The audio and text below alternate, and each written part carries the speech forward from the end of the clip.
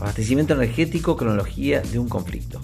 La situación en Afganistán nos lleva a analizar los sucesos que nos trajeron hasta aquí. Todo empezó con la crisis del petróleo. Entre 1973 y 1974, los miembros de la OPEP árabe y magrebí utilizaron el recurso extorsivo del desabastecimiento energético como represalia a quienes apoyaron a Israel durante la guerra del Yom Kippur. Cabe recordar que los Estados Unidos eran los consumidores del 33% del petróleo mundial. En 1979 se produjo la Revolución Islámica de Irán. Al año siguiente, la caída del Shah Reza Pahlavi. Entre 1980 y 1988, Irak, con apoyo de los países occidentales, intenta invadir los campos petrolíferos del sur mesopotámico que dan sobre el Golfo Pérsico, en lo que se llamó la guerra entre Irán e Irak. Al término, en 1989, con la caída del muro de Berlín, quedó decretado el final de la Guerra Fría. Y al año siguiente se disolvió la Unión Soviética y nació la Federación Rusa. En la Argentina asumió Carlos Menem, que salió de los Estados Unidos y forjó un vínculo muy estrecho con George Bush. En 1990, Irak, esta vez sin la ayuda de sus amigos occidentales, invadió y anexionó a Kuwait, aliado occidental poderoso en campos hidrocarburíferos. Sin demora, en enero y febrero de 1991, una amplia coalición internacional liderada por los Estados Unidos atacó Irak y liberó a Kuwait en lo que se denominó Operación Tormenta del Desierto. En 1992 se produjo un atentado contra la Embajada de Israel en Buenos Aires y a los 2 años hubo otro atentado, esta vez contra la sede de la AMIA. Esta será la única causa por la cual se enjuició por terrorismo al Estado iraní. A partir de ahí, los funcionarios persas tendrán que sortear una orden de detención por parte de Interpol para salir de su territorio. En otro orden de cosas, al menos aparentemente, las naciones industrializadas tomaron conciencia del cambio climático y decidieron adoptar medidas para la reducción de la generación de gases de efecto invernadero por medio del Protocolo de Kioto. En 1998 llegó a la presidencia de Venezuela, uno de los proveedores petrolíferos de Estados Unidos, el militar Hugo Chávez, quien a poco de asumir se declaró socialista, luego se aliará con China y finalmente en 2000 se reunirá con Saddam Hussein en Bagdad. Al año siguiente, en Rusia, asume el poder Vladimir Putin.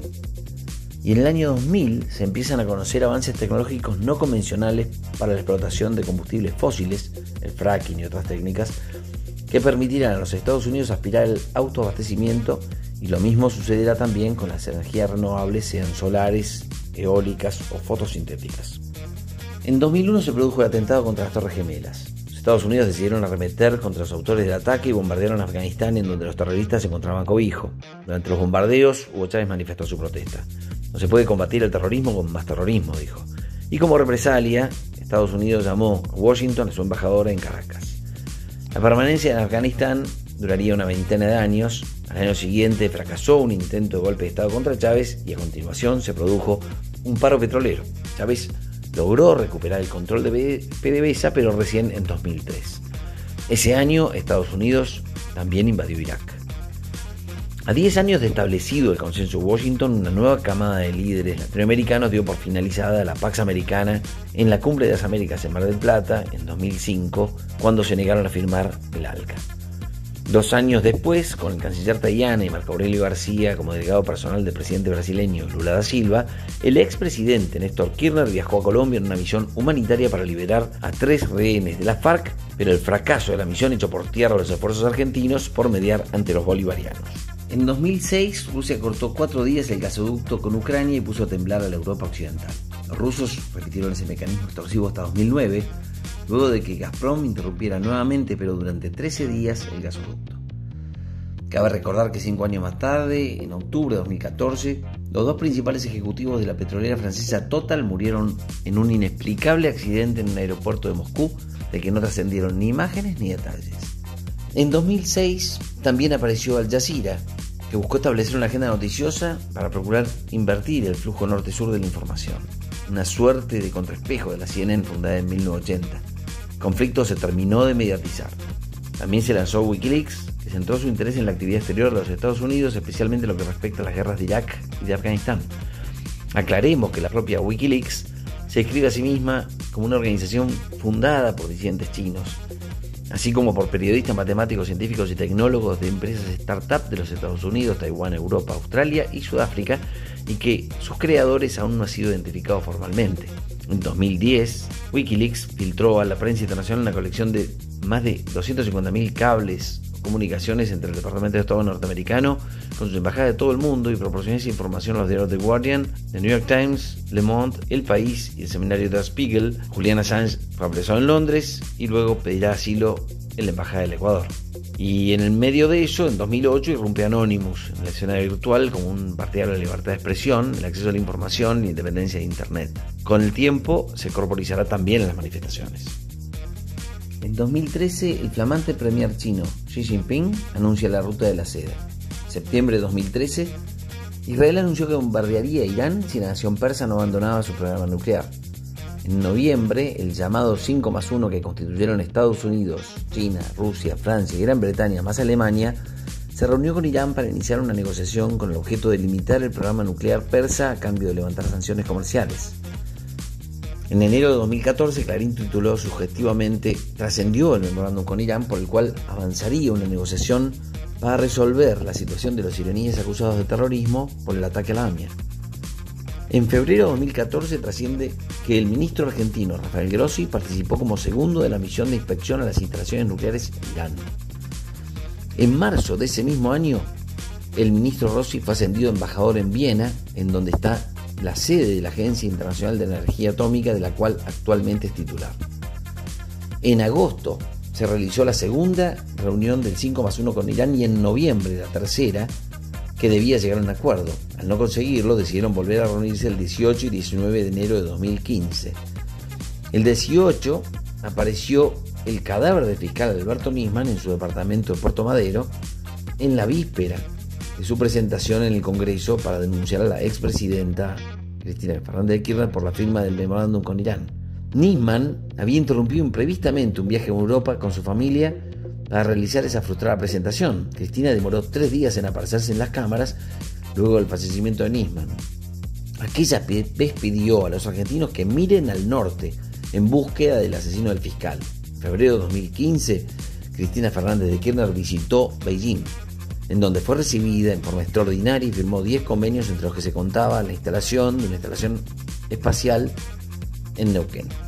En marzo, en un episodio sin precedentes, el premier israelí Benjamín Netanyahu fue invitado a hablar ante el Congreso de los Estados Unidos por iniciativa del presidente de la Cámara de Representantes, el republicano John Boehner, quien no consultó esta invitación con el presidente Obama. El 5+1 con Irán se firmaría finalmente el acuerdo en junio de 2015. Durante la administración Trump se ignoró este acuerdo, pero en febrero de 2020, durante la gestión de Joe Biden, los miembros retomaron el diálogo.